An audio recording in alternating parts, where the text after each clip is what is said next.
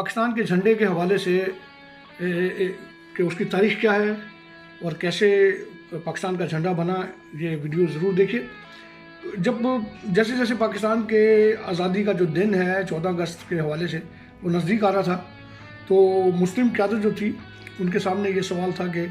پاکستان کا جو جھنڈا ہے وہ کیسے ہو۔ اس بارے میں بحث و مباحث تو زیادہ نہیں ہوا، کیونکہ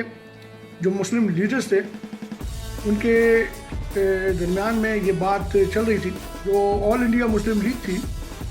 اس کا جو جھنڈا تھا وہ چاند ستارے والا سبز پرچم تھا، تو ان کا خیال تھا کہ اسی پرچم کے ذریعے اسی پرچم کے تلے ہم اکٹھے ہوئے ہیں اور اسی پرچم کے حوالے سے ہم نے پاکستان بنایا، تو ہمیں اسی جھنڈے کو آگے لے کے چلنا چاہیے۔ فیصلہ یہ ہوا کہ اس میں تھوڑی سی ترمیم کی جائے اور یہی جھنڈا ہو، اور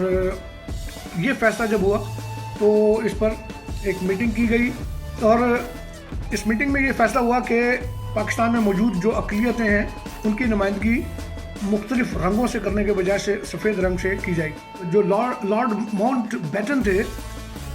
وہ قائد اعظم سے انہوں نے بات کی اور انہوں نے یہ تجویز پیش کی کہ پاکستان کا جو جھنڈا ہے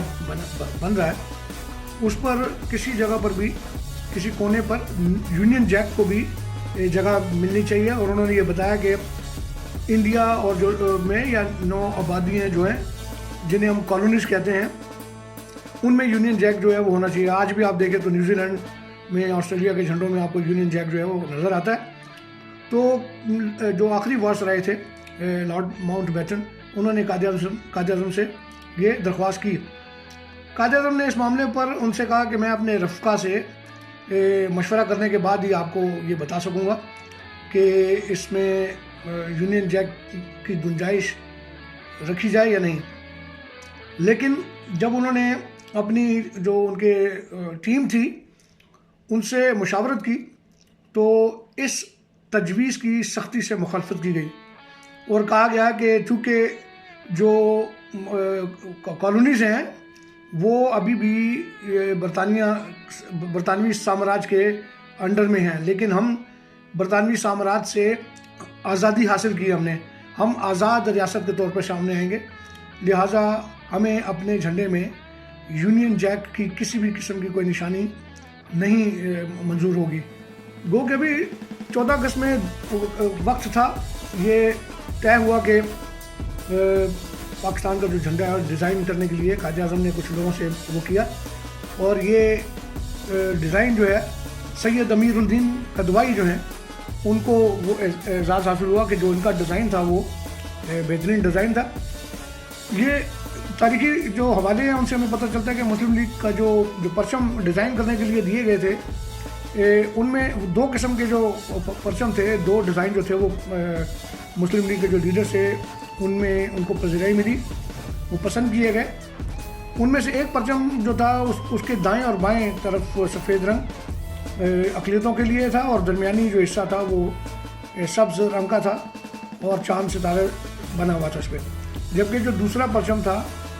وہ موجودہ پرچم جو ہے وہ اس طرح کا تھا، لیکن اس میں جو ستارے تھے وہ 5 تھے،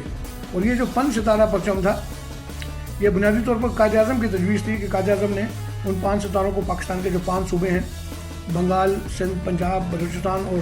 سرحد جو کہ موجودہ خیبر پختونخوا ہے اس کے حوالے سے رکھے تھے۔ تاہم جو قائد اعظم والا ڈیزائن تھا وہ سردار عبدالرب نشتر نے ایک دلیل دی کہ پاکستان کے ساتھ چونکہ ریاستوں کے الحاق کی بہت ساری ریاستیں ہیں جن کا الحاق ہے، اور خدا نہ کرے کہ اگر کوئی صوبہ یا کوئی علاقہ جو ہے وہ آگے پیچھے ہو جاتا ہے یا یونٹ جو ہے وہ ان میں کوئی تبدیلی واقع ہوتی ہے تو پھر یہ جو جھنڈا ہے یہ بے معنی رہ جائے گا۔ تو یہ تجویز ہوئی کہ وہ ایک ہی ستارہ ہوگا 5 کونوں والا، بجائے اس کے کہ 5 ستارے ہوں، تو وہ 5 کونوں والے جو ستارہ ہوگا وہ 5 صوبوں کی نمائندگی کرے گا، جیسے کہ صوبہ بنگال تھا اس وقت، جو جسے ہم بنگلہ دیش اب کہتے ہیں، سندھ، پنجاب، بلوچستان اور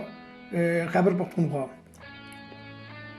چونکہ جیسے کہ سردار عبدالرب نشتر کا جو ان کی دلیل تھی وہ سب نے اس کو قبول کیا کہ جو مسلم لیگ آل انڈیا مسلم لیگ تھی اس کے پرچم میں بھی ایک ہی ستارہ ہے، تو اس پرچم میں بھی ایک ہی ستارہ ہونا چاہیے. تو پھر یہ فیصلہ ہوا کہ سید امیر الدین قدوائی جو ہے ان کے ڈیزائن میں ان کو یہ کہہ کر ان سے یہ ڈیزائن بنوایا گیا اور پرچم کی تیاری کا جو کام ہے وہ شروع کیا گیا. اس کے لیے اتر پردیش سے تعلق رکھنے والے جو 2 بھائی تھے ماسٹر افضال حسین اور ماسٹر الطاف حسین کو یہ وہ ایک شرف حاصل ہوا کہ وہ پاکستان کا جو پہلا پرچم ہے اس کو تیار کریں گے. یعنی وہ ٹیلر ماسٹر تھے، وہ اسے سیئیں گے. ڈیزائن تو ہوا تھا، اور جب اس کو سینے کے بعد وہ دونوں درزی بھائی جو تھے وہ انہوں نے پرچم سامنے رکھا